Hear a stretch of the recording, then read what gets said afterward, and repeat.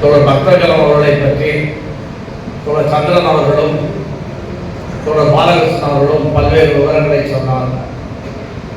பொதுவாக மரணம் என்பது யாருமே மரணத்தை தவிர்க்க முடியாது. எவ்வளவு பெரிய ஆட்களாக இருந்தாலும் கூட கட்டாயம் ஒரு நாள் மரணம் அடைந்துதான் ஆகணும். இன்றைக்கு கூட சற்று நேரத்துக்கு முன்னால் கத்தோலிக்க மத தலைவர் போப்பாண்டவர் மரணம் அடைந்திருக்கிறார். போப்பாண்டவராக இருந்தாலும் சரி, சாதாரண மனிதனாக இருந்தாலும் மரணம் என்பது தவிர்க்க முடியாது. ஆனால் சிலருடைய மரணங்கள் ஒரு வெற்றிடத்தை ஏற்படுத்தும், சிலருடைய மரணங்கள் சில தாக்கங்களை ஏற்படுத்தும். எல்லா மனிதர்களுடைய மரணங்களும் இழப்பு தான். ஒன்று அந்த குடும்பத்துக்கு இழப்பாக இருக்கும், இல்லை என்றால் அவரை சார்ந்திருப்பவர்களுக்கு இழப்பாக இருக்கும். ஆனால் ஒரு இயக்கத்திற்கு, பொதுவாக சமூகத்திற்கு சிலருடைய இழப்புகள் மட்டும் பாதிப்பை ஏற்படுத்தும். அப்படிப்பட்ட ஒரு தோழராக தோழர் பக்தவச்சலம் அவருடைய மறைவு, அவருடைய இழப்பு என்பது நம்ம எல்லோருக்கும் ஒரு பேரிழப்பு. பொதுவாக நம்முடைய அமைப்பை பொறுத்தளவில், சிஐடி பொறுத்தளவில் நூற்றுக்கணக்கான தோழர்கள், ஆயிரக்கணக்கான தோழர்கள் அமைப்பிலே இருக்கின்றோம். இன்றைக்கும் இருக்கின்றோம், கடந்த காலத்திலும் இருந்தார்கள், எதிர்காலத்திலும் நம்முடைய அமைப்பிற்கு பலர் வருவார்கள். ஆனால் என்னுடைய அனுபவத்தில் நம்முடைய அமைப்பில் ஒரு உறுப்பினராக சேர்ந்து படிப்படியாக தலைவராக வளர்ந்து தலைவராகவே இருந்து ஓய்வுக்கு பிறகும் கடைசி வரை ஒரு மனிதன் கடைசி வரை கம்யூனிஸ்டாக வாழ்வது, கடைசி வரை ஒரு செயல்பாட்டாளராக இருப்பது என்பது மிக மிக அரிது. எத்தனையோ தோழர்களை, எத்தனையோ தலைவர்களை நாம் பெற்றிருக்கின்றோம். சங்கத்தில் ஒரு குறிப்பிட்ட காலகட்டத்திற்கு பின்பு அவர்களது வேலையிலே அது குடும்ப பிரச்சனைகளாக இருக்கலாம், இல்லை என்றால் உடல்நல பிரச்சனைகளாக இருக்கலாம், இல்லை என்றால் தனிப்பட்ட காரணமாக கூட இருக்கலாம். ஒரு குறிப்பிட்ட காலகட்டத்திலே வேலைகளிலே தொய்வு என்பது ஏற்படும். ஆனால் தொடர்ச்சியாக கடைசி வரைக்கும் அப்படி வேலை செய்யக்கூடிய தோழர்கள் மிகச்சிலர் தான்.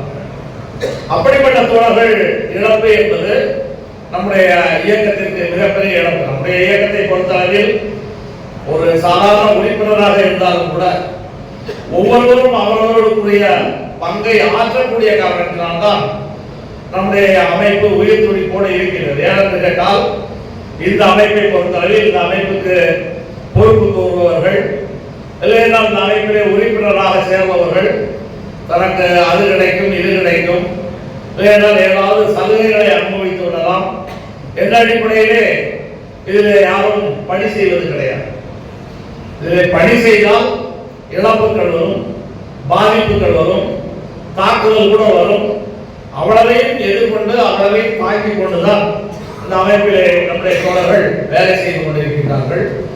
எனவே அப்படிப்பட்ட தோழர்கள் இழக்கும் பொழுது அது நம்முடைய அமைப்பிற்கு ஒரு மிகப்பெரிய பாதிப்பாக, மிகப்பெரிய சிரமங்களை ஏற்படுத்தக்கூடிய சூழ்நிலை இருக்கிறது.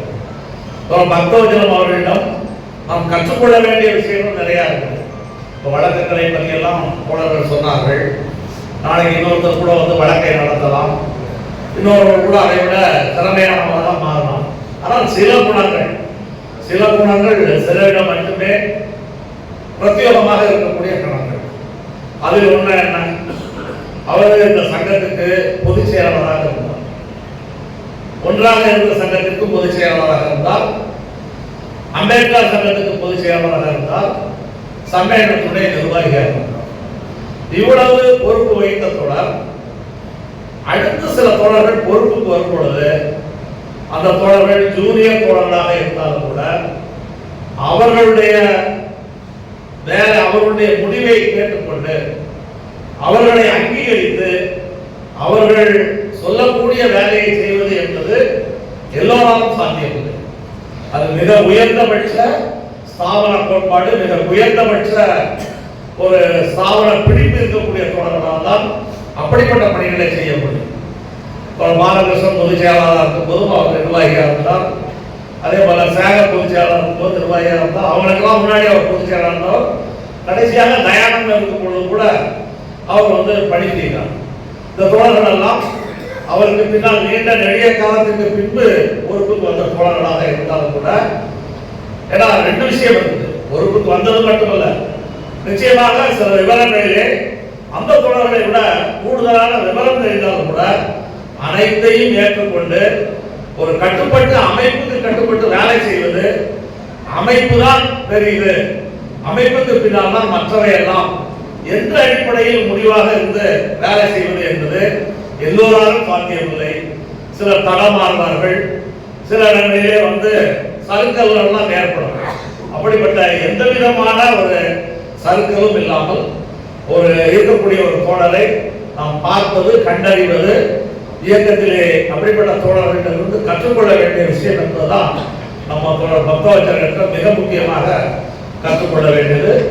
அதே போல அவருடைய நேரம் தவறாமை, அவர் எடுத்துக்கொண்ட பணிக்கு எந்த அளவிற்கு முக்கியத்துவம் கொடுக்க வேண்டுமோ அந்த அளவிற்கு முக்கியத்துவம் கொடுப்பது. இப்படி இந்த மாதிரியான சில குணங்கள், சில குறிப்பிட்ட குணங்களை நாம் மட்டும்தான் இருக்கும். அமைப்பிலே இன்றைக்கு நாம் இருப்பதெல்லாம் பொறுப்பு தான், இது ஒரு பதவி அல்ல. இந்த பொறுப்புக்கு நாளைக்கு இன்னொரு தோழர்கள் வரலாம், வந்தாலும் கூட நாம் அமைப்பை நேசிக்க வேண்டும், அமைப்பை பின்பற்ற வேண்டும், அமைப்பினுடைய கோட்பாடுகளுக்கு உட்படுத்திக் கொண்டு செயலாற்ற வேண்டும் என்பதை கற்றுக்கொண்டு அதற்கு ஏற்ற அடிப்படையில் செயல்படக்கூடிய தோழராக ஒரு பக்தவச்சலம் அவர்கள் இருந்தார். அதான் அவரிடம் கற்றுக்கொள்ள வேண்டிய மிக முக்கியமான பாடம். இன்றைக்கு அவருடைய இழப்பு என்பது நம்முடைய அமைப்புக்கு மட்டுமல்ல, அந்த குடும்பத்திற்கும் ஒரு பேரிழப்பு தான். இருந்தாலும் கூட தவிர்க்க முடியாது என்ற அடிப்படையில் ஒரு பக்தவச்சலம் அவர்கள் விட்டு சென்ற பணி, அதே போல் அவரிடமிருந்து நாம் கற்றுக்கொள்ளப்படிய பாடங்கள் என்ற அடிப்படையில் அதை பயன்படுத்தி நம்முடைய அமைப்பை மேலும் அடுத்த கட்டத்திற்கு முன்னேறி செல்வோம். அதுதான் தோழர் பக்தவச்சலம் அவர்களுக்கு நாம் செலுத்தக்கூடிய உண்மையான அஞ்சலி என்று சொல்லி தோழர் பக்தவச்சலம் அவருடைய நாமம் வாழ்க என கூறி வாய்ப்புக்கு நன்றி கூறி முடித்துக் கொள்கிறேன்.